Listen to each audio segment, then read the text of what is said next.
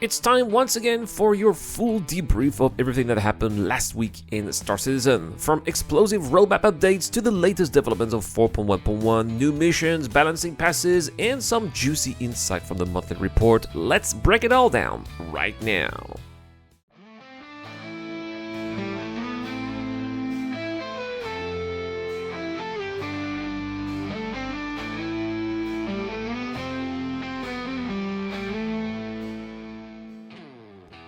On Monday, May the 5th, Cloud Imperial Games released their weekly schedule with a This Week in Star Citizen post setting expectations for what would be a particularly dense content cycle. The post outlined a clear roadmap for the week, giving the community a heads up about several anticipated updates. Tuesday would bring the May subscriber comlink with the latest subscriber newsletter offering insight into upcoming perks and behind-the-scenes details for supporting players. On Wednesday, the team would deploy both a roadmap update and the roadmap roundup, giving players a clearer picture of what's moving forward in development. That same day, the April monthly report was scheduled to go live, breaking down progress made across the various teams during the last month. Thursday was marked by the return of Inside Star Citizen, promising a closer look at the upcoming Alpha 4.11 patch. This episode was set to explore over 60 new missions, contracts being introduced into the update, while also providing the first official preview of this year's Invictus Launch Week show floor, laying out the much-anticipated Idris Tour events. Alongside the show, Cloud Imperial Games also planned to publish a new Patchwatch article, offering a deeper dive into features, tweaks, and fixes not represented on the public-facing roadmap. Finally, Friday would close out the week here with traditional RSI weekly newsletter, recapping key developments and teasing what's next. While Monday itself was going to be relatively quiet, the schedule made it clear this was going to be one of the busiest weeks in recent memory, and that was only the tip of the iceberg, as more actually happened, as you'll find out later in this video. Tuesday, May 6th, marked the release of patch 12 for 4.1.1, a modest update, but one that smoothed over several pain points, especially for those who enjoy group play. The highlight was a long-requested improvement for party launch functionality. In the past, when a party leader initiated the session, there was often a delay that resulted in party members entering the person's universe out of sync. This update changes that behavior by sending queue notifications the moment the party leader joins a shard queue. It's a small tweak, but it ensures a more cohesive launch experience for grouped players, particularly valuable during high-traffic events. The UI has also been updated here to reflect these changes, including proper messaging if a party leader cancels the queue, preventing players from unknowingly waiting in limbo. Alongside that, the patch also delivered a series of potential bug fixes, including issues with the Invictus Idris docking color being locked, a frustrating bug that caused players to lose weapons when logging out with an unholstered weapon on the left port of their backpack. Yes, I know it sounds very complicated, right? But anyway, it was fixed. And a persistent shield bug on the Argo raft was allowing all damage to bypass shield completely. Other fixes addressed the Ninetale probe not appearing hostile when scanned, and an issue where ships were showing player names instead of proper serials before scanning, and immersion-breaking oversight for anyone in the business of bounty hunting or security. CIG also released on that day the May 2025 subscriber promotion with flair and ships clearly themed around the upcoming Invictus Launch Week. Centuria 11 subscribers received an Idris P branded t-shirt, while Imperatus picked up a collection of Invictus themed patches. The subscriber store was updated with a special Invictus 2955 collection, though, as some fans quickly noticed the date typo in the title. For Ships of the Month, Centurions can enjoy the 600 Touring variant, while Imperators also gain access to the 600 Exploration, giving both tiers a taste of Origin's sleek luxury. These perks, while cosmetic in nature, continue CIG's strategy of tying subscriber rewards to major in-game events, further reinforcing the narrative connection between lore and player experience. Wednesday, May 7th, saw an important round of updates to Star Citizen's development roadmap, with some exciting additions and commitments for the future. Among the standout changes is the introduction of several new mission types. First, the local site maintenance missions are coming to the Power system, tasking players with fixing equipment at outposts using their multi-tool. These include repairing fuses and pipes, further expanding the range of tasks players can have while exploring the verse. Another new mission is the Animal Population Control, which promises to add another layer of interaction with the game's wildlife. Additionally, the mission Hunt the Polaris is coming as part of Fleet Week. In this mission, the Polaris, stolen by frontier fighters, will become the target of a UEE navy, and players will be tasked with hunting it down across the Stanton system. This mission will be rare and will be able to be shared and promises a temporary reward upon completion. New additions for 4.1.1 include 4 new hairstyles, allowing players for more customization options for their characters. A compact but powerful Volt SMG Quartz is also joining the arsenal, designed for maximum firepower in a minimal frame, perfect for players who prefer to pack a punch in a tight situation. Additionally, there is a balance pass for ship components and shield generators to ensure that various ships are more evenly matched based on their class types. Wikilo's Imperium will be featuring a new set of special ships, including the Mist Silencer Max, Aegis Saber Firebird, Aegis Saber Peregrine, and more, with top-tier components available as reward for players who earn them by completing various favors for the NPC Wikilo. Some updates are more technical, like the collision physics update, which will make ship collisions damage more realistic by factoring in mass and speed, improving immersion. Also, the grenade launcher balance pass has been implemented to reward more precise aiming instead of just spamming grenades. A variety of updates from 4.1.0 has also been marked as released, including improvements to ship turrets, particularly for the Reclaimer and the Karak, and upgrades to the Caterpillar for better cargo management. In terms of progress tracking, a few interesting features have been added, although details remain scarce for some of them, as a new sandbox activity, for example, appeared, but it still remains redacted. Additionally, the new April 2025 monthly report offered a glimpse into ongoing work for various areas of development. Notably, AI content teams have been working on new ways to deliver storylines and events to players, while animation teams continue to work on new creatures such as the Valakar and NPCs. On the ship's side, development continues on several unannounced vehicles, with one already in pre-production and another one nearing grey box phase. The consolidated Outland Pioneer and RSI Apollo also made significant strides in development, with the Pioneer advancing through White Box and the Apollo progressing through Grey Box phase. Although it's worth mentioning, and we'll talk about it later, that the Pioneer is not supposed to be releasing this year, though this was confirmed at Bar Citizen Beijing, Communist China. On the core gameplay front, updates for the engineering UI screen and improvements to flight dynamics are making the experience feel more realistic, while updates to the quantum tech have improved reliability and performance. The economy team has been discussing how the next iteration of item recovery will affect prices and item exclusivity, further refining the in-game market. The Pledge Store also received a significant refresh, streamlining navigation and making it easier to access ships, packs, and merchandise. The new ship detail pages now present information more clearly, highlighting the ship's role and what's included in each page, ensuring players can make more informed purchasing decisions. With all these updates, Star Citizen continues to evolve, offering players more missions, customizations, and gameplay improvements while preparing for grand events such as Invictus Launch Week. Thursday, May 8th, marked the release of Star Citizen Alpha 4.1.1 patch 13, introducing several new gameplay features and updates. One of the key highlights is the opening of Wikilo's showroom to players. Well, it's a new showroom actually, a new floor. This new location gives players access to a variety of special ships and items available at Wikilo's Imperium, offering here exciting new areas for interaction and exploration. In terms of mission, the Hunt the Polaris mission has seen significant updates.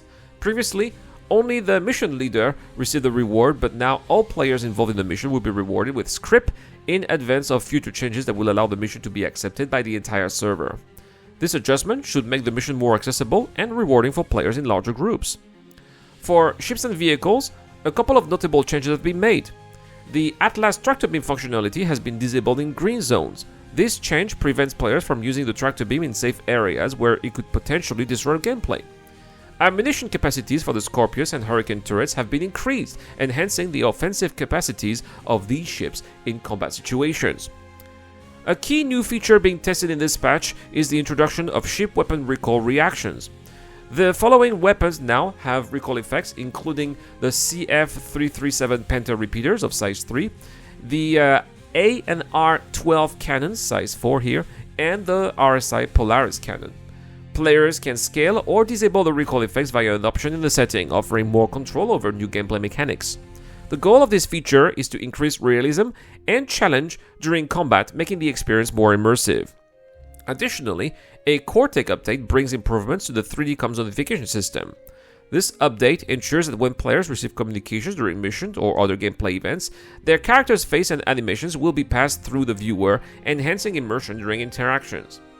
For a closer look at new missions introduced in 4.1.1, we can also check the latest Inside Star Citizen episode, where we were told that over 60 new missions were introduced here.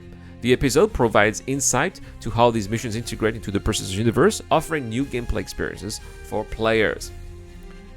On Friday, May the 9th, we got a patch watch and a new PTU update. First, there's a significant improvements to ship management with the ability to now quantum travel to unattended vehicles, allowing players to find and travel to ships that they have left behind in various locations. This addition makes it easier to manage ships in remote or forgotten locations, improving overall gameplay. Party member markers have also been updated to override the parent icons, though with lower priority than the player's own marker, providing better visibility of group members in space. This adjustment enhances party coordination and navigation. In terms of weapons, new bombs, size 3, size 5 and size 10 are now available at the Convention Center at Santa Mas at Area 18, but also new babbage. These new explosive options provide more variety for players, enriching both PvP and PvE combat scenarios. This opens up the possibility for players to take on more intense missions and confrontations. On the technical side, the patch brings network performance optimizations aimed at reducing interaction delays. This should enhance the responsiveness of actions within the game, improving the overall player experience by making interactions more seamless and fluid. We also had a patch watch on Spectrum, giving us more details about additional quality of life improvements coming to 4.1.1. One of the standout features of this update is the enhancement of the mining gameplay loop, especially regarding refineries. In Alpha 4.1.1, refineries now allow players to refine input directly into the local inventory, which adds convenience to the process. Additionally, ore bags can now properly attach to cargo grids and freight elevators, improving transport efficiency. While there are some minor issues here with the size of ore bags, slightly larger than 2 SCU, no immediate changes are planned though. The issue of refineries incorrectly consuming containers though has been fixed, and that's really good news, and that's probably going to allow us to streamline our mining operations way more than we could ever do before. There's also been a significant rebalancing of ship components across various classes. Civilian components offer balanced performance with low maintenance, while competition components focus on high performance at the cost of durability and power management. Industrial components are heavier but excel in durability and heat management, while military components are highly configurable and offer the highest output at the cost of significant power consumption. Stealth components are more fragile but offer low power consumption and minimal signature emission, giving players more flexibility in power management. Additionally, shield generators have been updated to offer different performance levels suited to each class. Civilian shields are reliable and easy to maintain, while competition shields are quick to regenerate but offer low health pools. Industrial shields can take a lot of damage, though they are slower to regenerate. Military shields are strong in both health and regeneration, making them ideal for direct combat. Stealth shields, though having low health and regenerations, are great for hit-and-run tactics due to their fast reboot time. Rekilo reward system have been expanded with new items to collect, including juvenile phalanx and phalanx, guild scripts, which can be found at high-profile NPCs. Players can bring these items to Wikilo for generous rewards. Furthermore, the upper floor of Wikilo's Imperium is now accessible for players, offering a new area to explore. The looting system has been improved as well, with smoother interactions for picking up items. The prompt for looting now appears on the closest available item next to the corpse without the need to find the perfect angle, reducing the frustration of accidental drops like weapons or modded gear being lost in piles of loot. Lastly, the Argo Raft has received several changes. Its cargo capacity has been upgraded to 192 SCU via a single cargo grid, replacing the multiple cargo arms. The tractor beam system has been moved to the left, with operations now controlled from the rear control room, making it loading and unloading more efficient. The team is also addressing recent issues reported with the elevator collision problems and missing thrusters. Saturday, May 10th, a Bar Citizen was held in Beijing, Communist China. Clan Imperial Games shared several key Star Citizen updates through a pre-recorded presentation featuring John Crew. 2025 was designated as the Year of Beam Weapons, with a strong development focus on beam-class weaponry, especially for larger ships. CIG confirmed that the RSI Galaxy will follow the Perseus in release order, with the Galaxy adopting a civilian industrial design inspired by the Zeus, while the Perseus shares military-style elements with the Polaris. The Kraken may enter pre-production by the end of 2025, and the new ship, called the RSI Meteor, was teased as a surprise for later this year. CIG also addressed plans to expand the ground vehicle lineup, particularly the Hoover vehicles, to fill current gaps. Larger ground vehicles face hangar compatibility challenge, but solutions are being explored. Ship interiors and amenities will increasingly reflect their intended roles. Luxury and exploration ships will offer better living conditions, while utilitarian ships will remain more basic. Beam weapons are being prioritized, while new systems like Maelstrom will bring more functionality when it comes to details, as well as a more realistic way handling, already active in Squadron 42 and planned for the Persistent universe. Additional improvements such as Moby-Glass-based ship controls, enhanced marine seating, and the more realistic capital ship handlings are also in the works. Capital ships will become less viable for everyday use due to increased operational cost and limitations, reinforcing their intended scale and significance. To wrap things up, after this long video, the week marked a significant period of progress and excitement for Star Citizen. With multiple updates and features released, players saw new missions, gameplay improvements, and expanded customizations options that further enhance the universe. As Cloud Imperium Games continues to refine both core mechanics and content, the stage is set for even bigger events like Invictus Launch Week. With ongoing efforts to improve quality of life, enhance immersion, and develop new gameplay systems, the future of Star Citizen definitely looks brighter than ever, leaving players eagerly anticipated for what's next to come in the next cycle. And that's pretty much it for today's video, a pretty long one indeed. If you've stuck until the end, well, thank you very much. It's time for our giveaway. I'm giving away a Miss Fortune again this month. All you have to do is to subscribe to the channel and comment to any videos posted this month. 10 entries will put into the Wheel of Names, automatic entries for Patreons and YouTube members. Big shout out to Dr. Fabi, Shadow Rise, the Key to Ducker, Car Tarsicius, and also Zero Crusher. I have been Iran, and I'll see you guys in the next one.